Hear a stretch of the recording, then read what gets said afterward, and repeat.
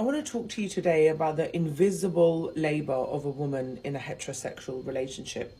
Now, this refers to the unpaid, unnoticed, and often unacknowledging emotional, mental, and logistical work that women frequently carry out to sustain a relationship with home, family life, etc. And this labor truly is invisible because it's not always recognized as real work, yet it's critical to the functioning of a relationship and a household and the emotional well-being of everyone in it.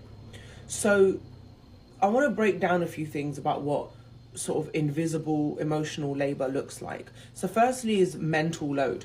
Constantly planning, remembering, organizing doctor's appointments, birthdays, school events, work dues, family trips. You're being the default manager to a household.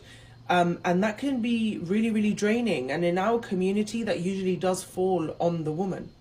So anticipating family needs is another one. So before they arise, you're running out, getting the toothpaste, sorting the lunches, sorting the evenings out to make sure everyone else is sorted.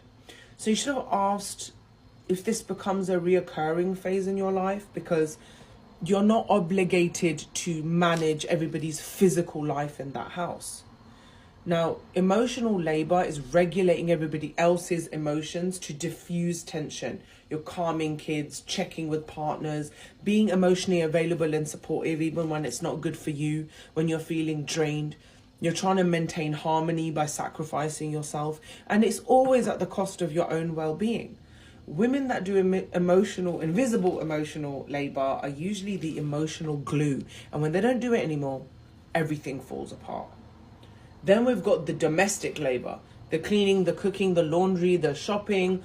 It's not just doing tasks, but it's keeping track on everything in the house and when it runs out and when it needs doing again, and making sure your house runs smoothly without any recognition or thanks from anyone else.